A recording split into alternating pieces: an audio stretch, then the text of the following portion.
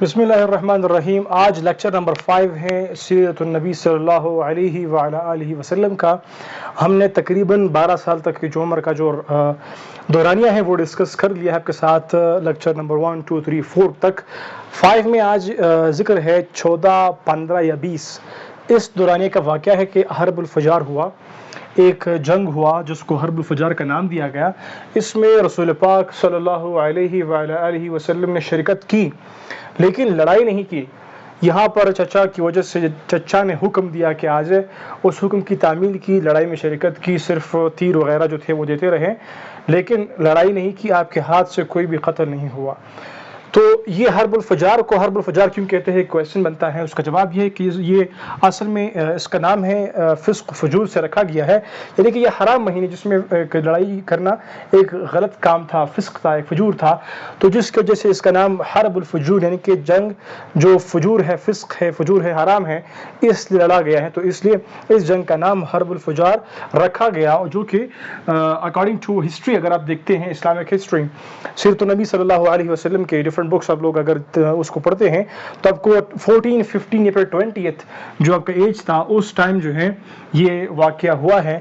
پھر اس کے بعد جو ہے اس واقعے کی تھوڑی سی مزید ہم ڈسکشن کرتے ہیں آپ کے ساتھ. ایک پوائنٹ شیئر کرتے ہیں، لائک قریش اور قیس کے درمیان یہ لڑائی ہوئی تھی. اس میں ایک دفعہ قیس جو ہے وہ بھاری پڑ گیا تھا، حاوی پڑ گیا. پھر اس کے بعد جو ہے دوبارہ سے قریش نے غلبہ پا لیا، اور پھر اس طرح سے جنگ جو ہے وہ ہوتا گیا. لیکن ایک وقت ایک حلف ہوا تھا جس کی وجہ سے جنگ بندی ہوئی تھی. تو اس حلف کا ایک ریپیٹیشن ہوا جس کو حلف الفضول کہتے ہیں. یہ حلف الفضول اس لیے کہتے ہیں، فضول فضول سے ہے، مطلب یہ پروننسیشن میں نے پڑھا سمپل. حلف الفضول یعنی کہ یہ حلف ہے وہ وعدہ لیا گیا تھا جس میں 3 لوگ شامل تھے جن سب کے نام جو تھے وہ فضل تھے، یعنی کہ فضل بن فضالہ، جس کو آپ عربی میں پڑھتے ہیں فضل بن فضالہ، فضل بن وضاعہ، فضل بن حارث. تو یہ سارے کیا تھے؟ یہ حلف الفضول، کیونکہ یہ سارے فضل یہاں پر موجود تھے تو ان کی وجہ سے حلف الفضول کہا گیا تھا. تو یہ ایک قسم کا وعدہ تھا، ایک حلف تھا جو کہ جنگ بندی کے لیے ہوا تھا. تو یہ ایک تھوڑا سا پوائنٹ یہاں پر ڈسکشن میں ضروری تھا، تو اسی لیے میں نے اس کو ایڈ کیا. پھر اس کے بعد عمر جب پہنچتا ہے 25 تک، 25 سال کی عمر تک، تو یہاں پر کیا ہوتا ہے؟ یہاں پر شام کی طرف حضور پاک نے جانا ہوتا ہے، کیونکہ یہاں پر حضرت خدیجہ رضی اللہ تعالی عنہا جو ہیں وہ اپنا جو سامان ہے تجارت وہ پیش کرتی ہیں کہ آپ اس تجارتی سامان کو یہاں سے لے جائیں، کہاں؟ شام کی طرف. اور جب بھی مطلب جو پروفٹ ہوگا ایک طے رقم تھی وہ آپ کو دی جائے گی. تو اس ٹائم جو تھے حضور کا مطلب ایک نام جو تھا وہ بنا ہوا تھا، صادق اور امین تھا، بہت تھی مطلب ایک ریپوٹیشن تھا حضور پاک کا.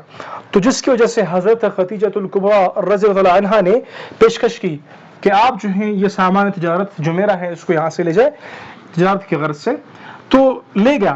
ساتھ میں میسرہ بھی جو ہیں، یہ حضرت خدیجہ الکبریٰ کا غلام تھا میسرہ، اس کو بھی ہمراہ کیا حضور پاک کا کہ آپ جو ہے حضور کا جو ہے وہ ساتھی بن جائے اور یہاں سے چلے شام کی طرف. تو ہوا کیا کہ بصرہ کے مقام پر سٹے کرنا پڑا ایک درخت کے نیچے سے.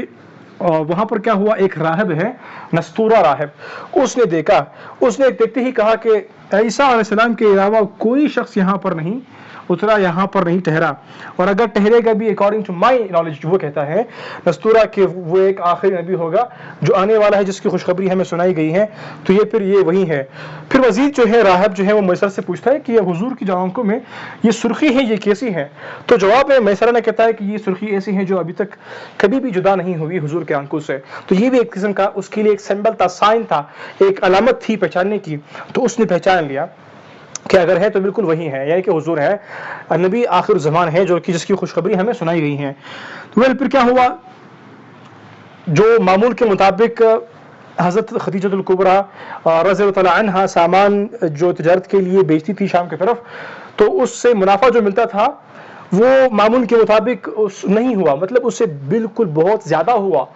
جب سامان تجارت دیکھا، اس کا منافع دیکھا، تو حضرت خدیجہ الکبریٰ رضی اللہ تعالی عنہا نے کیا کیا کہ جو طے شدہ رقم تھی منافع کی حضور صلی اللہ علیہ وسلم کے لیے اس کو بڑھا دی، اس سے زیادہ جو ہے وہ حضور صلی اللہ علیہ وسلم کو دے دیا.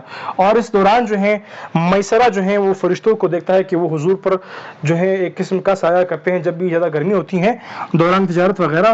اور پھر اس طرح سے کیا ہوتا ہے جتنے بھی سفر میں جتنے بھی واقعات ہوئے تھے سفر میں، جب یہ سامان جو تھے حضور پاک صلی اللہ علیہ وسلم لے گئے تھے تجارت کے لیے، تو میسرہ تو ساتھ ہے نا، اس میسرہ نے جتنے بھی وہ واقعات دیکھے ان واقعات کو ذکر کیا حضرت خدیجہ الکبریٰ رضی اللہ عنہ عنہا سے. تو شام سے واپسی پر پھر جب آ رہے تھے تو ورقہ بن حضرت خدیجہ رضی اللہ عنہا نے یہ اور بھی واقعات دیکھی اس طرح سے کہ جب آ رہے ہیں تو پھر سایہ فگن ہے، مطلب سایہ جو ہے حضور کے اوپر پھر بھی ہیں. تو اس طرح سے یہ بھی دیکھا اور باقی بھی حالات دریافت کیے. اور یہ سارے واقعات جو دریافت کیے تھے یہاں پر مطلب ملے حضرت خدیجہ الکبریٰ رضی اللہ عنہا کو. تو اس نے پھر کیا کیا، اس نے یہ بھی سنا تھا کہ حضور پاک جو ہیں وہ ورقہ بن نوفل کے مطابق جو کہ حضرت خدیجہ الکبریٰ رضی اللہ عنہا کے کزن تھے، یعنی کہ اس کے چچا بھائی تھے.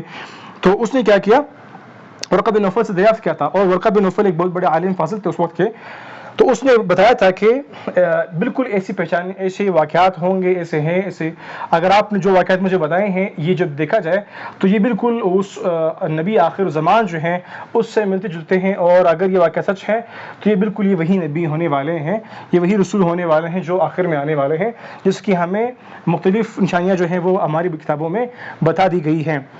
تو اس طرح سے یہ واقعات اور اپنے اس عالم فاضل چچا بھائی سے جو خبری اس نے سنی، جو بات اس نے سنی، تو اس کو ایک طرح سے حضرت خدیجہ رضی اللہ عنہا کو ایک قسم کا وہ ہوا، مطلب ایک احساس ہوا، ایک خوشی ہوئی، ایک انٹرسٹ پیدا ہوا کہ میں حضور پاک کو جو ہوں وہ نکاح کا جو پیغام ہے وہ بھیجوں. تو اس طرح سے کیا ہوتا ہے، ان واقعات کے بعد جو ہے حضرت خدیجہ الکبریٰ رضی اللہ عنہا نے اپنا پیغام جو ہے وہ بھیجا حضور پاک کو کہ آپ مجھ سے نکاح کریں. تو ریممبر کیجئے گا اس ٹائم جو تھا حضور پاک صلی اللہ علیہ وسلم کا جو ایج تھا وہ 25 تھا نا، 25 سال. اور حضرت خدیجہ الکبریٰ رضی اللہ عنہ کا ایج جو ہے تھا اس ٹائم 40 تھا. مزید regarding this point of view کہ ایج ہے اور شادی ہیں وغیرہ وغیرہ جو بھی ہوا تو وہ ہم لیکچر نمبر 6 میں ڈسکس کریں گے. تو یہاں تک ہم نے جو باتیں کی اس کو تھوڑا سا شارٹ کٹ آپ لوگوں کے ساتھ ریوائز کرتے ہیں. عمر کے 14 15 یا پھر 20 ایج میں حرب فجار ہوا تھا. حرب فجار کیا ہے؟ یہ وہ مہینے کی لڑائی ہے جس میں لڑائی کرنا حرام تھا، وہ ہوا. تو یہ لڑائی قریش اور قیس کے درمیان ہوئی تھی اور جس میں قیس ایک دفعہ غالب ہوئے، پھر اس کے بعد جو ہے غالب دوبارہ سے کون ہوئے؟ قریش ہوئے. پھر اس کے بعد جو ہے جنگ بندی ہوئی، حلف الفضول ایک دفعہ سے پھر دہرایا گیا، جس میں حلف الفضول کو حلف الفضول کیوں کہتے ہیں؟ اس لیے کہ اس میں فضل بن فضالہ، فضل بن وداعہ، فضل بن حارث جو ہیں 3 لوگ ہیں جن کے سٹارٹنگ میں مطلب جارے جو تھے ان کے نام فضل سے تھے. تو اس لیے اس حلف کو بھی حلف فضول کا نام دیا گیا.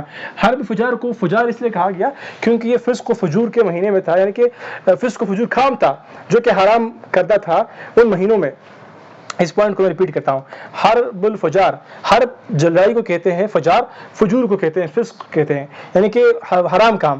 اس کو اس لیے کہا کیونکہ ان مہینوں میں جو چند مہینے تھی ان مہینوں میں وہ مہینے آپ لوگوں نے مینشن کرنے ہیں کمنٹ باکس میں، ورنہ ہم نیکسٹ لیکچر میں ڈسکس کریں گے انشاءاللہ کے ساتھ. تو ہوا کیا، ان مہینوں میں جنگ کرنا حرام تھا لیکن پھر بھی کیا گیا تو اس لیے اس کا نام پڑ گیا تھا حرب الفجار، یعنی کہ ایک فسق کام کیا ہے جو کہ ہونا نہیں چاہیے تھا، ایک حرام کام کیا پھر بھی آپ لوگوں نے کیا تھا، تو اس وجہ سے اس کو کہا گیا حرب الفجار. تو یہ اس میں حضور نے شرکت کی تھی لیکن لڑائی نہیں کی تھی. 25 سال کی عمر میں حضرت خدیجہ الکبریٰ رضی اللہ عنہا کا جو سامان تجارت تھا وہ میسرہ کے ہمراہ لے گئے تھے شام کو. پھر وہاں سے جو تھی بہت ساری واقعات ہوئی. نستورہ راہب نے پھر پہچان کیا تھا، ایک گواہی دی تھی، اس طرح سے ایک قسم کی مطلب انڈیکیشن دی تھی میسرہ کو، اور ایک بات کو واضح کیا تھا کہ یار اس ٹائم جو تھا عیسیٰ علیہ السلام کے علاوہ یہاں پر کوئی اور نہیں آیا، جب بھی آئے گا تو ایک آخر نبی جو ہے وہ یہاں پر ٹھہرے گا. تو ایک قسم کی مطلب اس نے وہ جو اس کو معلوم تھا، جو اس کے پاس علم تھا وہ اس نے شیئر کیا یہاں پر. تو اس طرح سے نستورہ راہب کی بات بھی ہوئی، میسرہ نے دیکھا. پھر یہ واقعات جو میسرہ نے شیئر کی حضرت خدیجہ الکبریٰ کے ساتھ، اور ساتھ میں ورقہ بن نوفل سے جب حضرت خدیجہ الکبریٰ نے ان معلومات کو شیئر کیا تھا، پھر انہوں نے کہا اور اس طرح سے میسرہ نے کہا.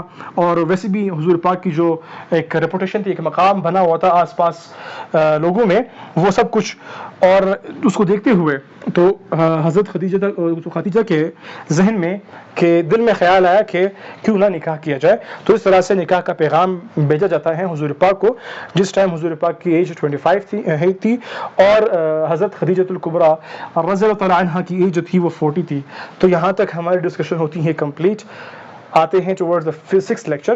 تو یہاں تک جو جو بھی ہوا آپ لوگوں نے سنا اس کو دوستوں کے ساتھ ضرور جو ہے وہ شیئر کیجیے گا. Thank you for watching. جزاک اللہ خیر فی الدارین معنا.